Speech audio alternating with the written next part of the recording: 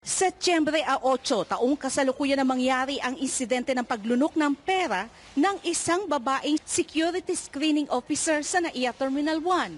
Sa eksklusibong panayam kay Office for Transportation Security Administrator Yusek Mau Aplaska, ang naturang pera ay ninakaw umano mula sa isang Chinese national na pasahero ng paliparan.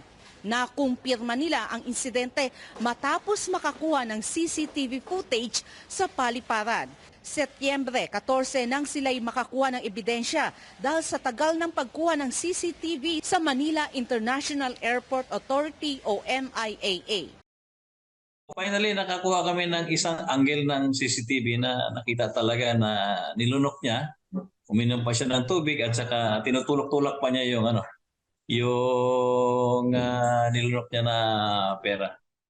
Pero paglilinaw ng OTS, bago nilunok ang pera ay nilagay muna niya ito sa isang botones na suot ng isang security screening officer. Nang mapansin na papunta na ang mga otoridad sa kanilang lugar para magsagawa ng inspeksyon, ay agad na tumayo ang OTS personnel galing sa kanyang upuan at saka tumalikod at sabay subo sa perang ninakaw. Matatandaan, una nang nagreklamo ang Chinese passenger sa airport authorities dahil nawala ang laman ng kanyang wallet na $300 nang dumaan siya sa final security checkpoint papaalis papuntang China sa petsang nabanggit.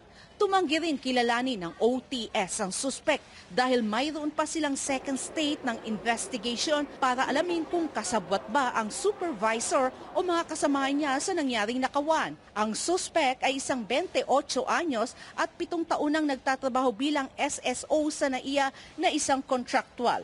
Ayon pa kay Aplaska, sa taong 2023, nasa 19 na ang kanilang mga napatalsik na mga tauhan sa ahensya dahil sa iba't ibang paglabag na ginagawa sa kanilang trabaho.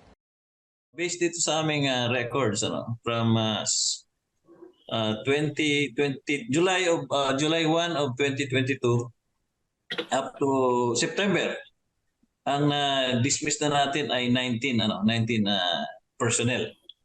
Tapos yung iba na suspended, may reprimand at saka meron pang mga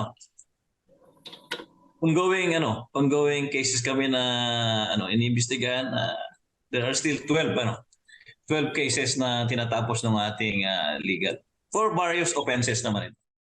Giit din ni Aplaska sa ganitong paraan na bago na rin nila ang kanilang disciplinary system. Mabilis na rin anya ang kanilang ginagawang aksyon laban sa kanilang mga tauhan na gumagawa ng mga paglabag sa kanilang tungkulin kung ikukumpara sa mga nakalipas na administrasyon. Gayunpaman, tinitiyak ni Aplaska sa publiko na ginagawa naman nila ang lahat ng paraan para maprotektahan ang mga kababayan nating manlalakbay sa mga paliparan. Ang inyong Office for Transportation Security, hindi pa kami titigil para po finally malinis talaga namin ng hanay ng aming mga screening officers at saka yung ibang mga personnel ng OTS na nandito sa central office.